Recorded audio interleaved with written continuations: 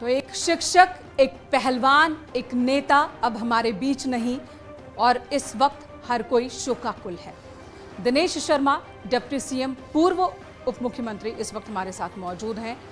उनका रुख कर लेते हैं। दिनेश शर्मा जी, जिस तरह से आज हर आंख नम है, सैफई में हजारों की संख्या में लोग जुटे हैं, सभी अंतिम दर्शन करने के लिए आए हैं और इनका कहना है कि इनका सब कुछ आज खत्म हो गया। नेताजी नहीं तो अब कुछ भी नहीं इनकी जिंदगी में। नेताजी को आप कैसे याद करेंगे? नहीं, देखिए, ये बात सही है कि 8 बार के जो व्यक्ति सांसद रहे हों और कई बार वो 8 बार के विधायक और कई बार के सांसद जो व्यक्ति रहा हो और लगातार अपने राजनीतिक जीवन में जनता के मुद्दों को उठाते रहे हों, विभिन्न पदों पर रहने के बाद भी अपने क्षेत्र में वो बराबर लोगों से जुड़े रहे, तो आज स्वाभाविक है कि उनके निधन पर प्रधानमंत्री जी से लेकर गृह मंत्री तक, मुख्यमंत्री जी से लेकर और तमाम दलों के विभिन्न बड़े नेता आज सैफई इसीलिए पहुंच रहे हैं कि आज एक ऐसे राजनेता जो स्पष्टवादी थे, अपने स्पष्टवादिता के लिए जो पहचाने जाते थे और मैं कह सकता हूं कि समाजवाद के पोषक होते हुए भी विभिन्न विपरीत विचारधारा के लोगों के बीच में भी उनकी अपनी पैठ थी, उनका अपना सम्मान था और वो भी विपक्ष के लोगों को सम्मान देना जानते थे। और मैं समझता हूं कि उनकी स्पष्टवादिता को कई बार प्रत्यक्ष रूप में मुझे भी देखने का अवसर मिला।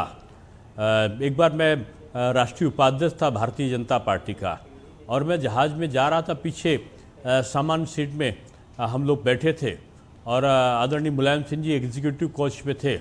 उन्होंने अपने बगल के व्यक्ति को भेजा मेरे पास में कि जाओ मेरी सीट पे बैठो, और उन्होंने मुझे आगे बुला लिया और काफ़ी देर तक उनका सानिध्य मुझे प्राप्त हुआ। और बात ही बात में उसमें लोकसभा के चुनाव होने वाले थे, उन्होंने 2019 की बात मैं बता रहा हूँ, तो उन्होंने कहा कि देखो वातावरण तो चाहे जो हो लेकिन जीतेंगे मोदी जी ही, सरकार मोदी जी की ही बनेगी और बीजेपी की बनेगी, ऐसा मुझे लगता है। हमने कहा आप सार्वजनिक तो कहते नहीं हैं, हंसी में मैंने बोला।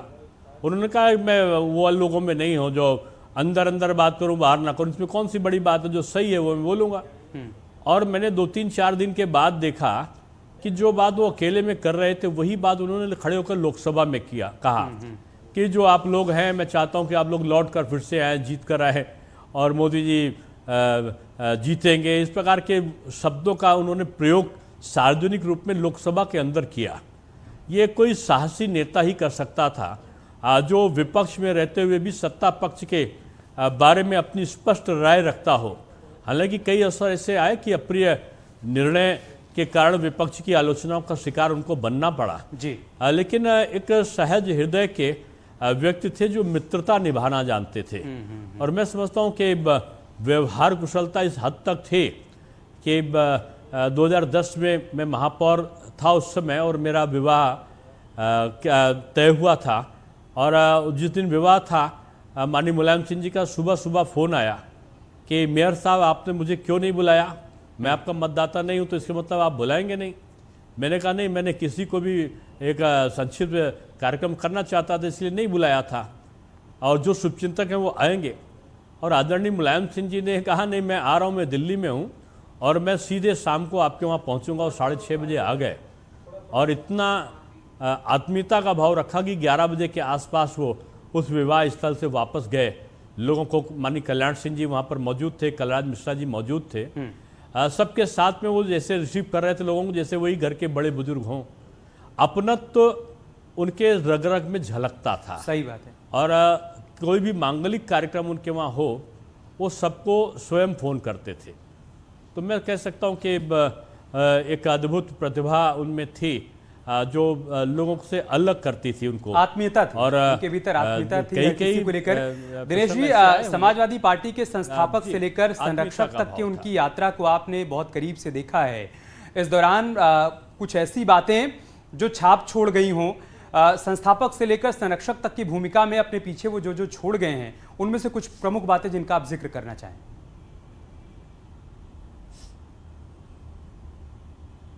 नहीं, प्रमुख बातों को मैंने यही कहा कि वो किसी से कटुता का भाव स्थायी रूप में नहीं रखते थे। एक बार मैं बताऊं कि मैं भारतीय जनता युवा मोर्चा का उत्तर प्रदेश का अध्यक्ष था और उस समय श्री राम जन्मभूमि मंदिर का आंदोलन चल रहा था और हम लोग मंदिर आंदोलन के पक्ष में और विभिन्न प्रकार के जो आंदोलनों के विरुद्ध में लाठीचार्ज होता था उसके विरोध में पुतला दहन कर रहे थे। उसी दौरान झांसी की एक घटना घटी, उसके विरोध में हमने अपने डेलीगेशन के साथ में माननीय मुख्यमंत्री थे उस समय मुलायम सिंह जी, उनसे समय मांगा। उन्होंने सुबह 5 बजे का समय दिया और मैं अपने प्रतिनिधिमंडल के साथ उनके पास में पहुंचा। सुबह 5 बजे वो टहल रहे थे और उनके सहयोगी थे शंभू जी, तो उनकी तरफ देखकर बोले ये युवा नेता है, युवा को युवा बोला और देखो पुतले फूंकने का इसने रिकॉर्ड कायम किया है। हंसी में कहा, लेकिन उनको इतना याद था और उन्होंने उसके बाद जो दूसरा शब्द दोहराया गंभीरता से, आपकी मुद्दे क्या हैं, आपकी कठिनाई क्या है। जब हम लोगों ने प्रशासन की शिकायत करी और बताया तो उन्होंने तत्काल फोन करके और उन अधिकारियों के खिलाफ कार्रवाई के लिए बोला। एक विपरीत भावना, एक विपरीत आचरण के लोगों को भी आत्मसात करके मंत्रमुग्ध कर लेना, ये कला उनमें थी और इन कला से वो समय समय पर लोगों को प्रभावित भी करते थे। बिल्कुल और दिनेश जी, छोटी छोटी चीज़ों को वो नाम से पुकारते थे, ये उनका एक बड़प्पन था। ये वो तमाम खूबियां मुलायम सिंह यादव की जिनसे सीख लेने की ज़रूरत आज के राजनीतिक नेताओं की को भी है और राजनीतिक दलों को भी है। दिनेश जी बहुत बहुत धन्यवाद न्यूज़ 18 के साथ बने रहने के लिए और अपनी यादों को, मुलायम सिंह यादव के साथ जो जुड़ी यादें हैं उन्हें हमारे दर्शकों के साथ साझा करने के लिए।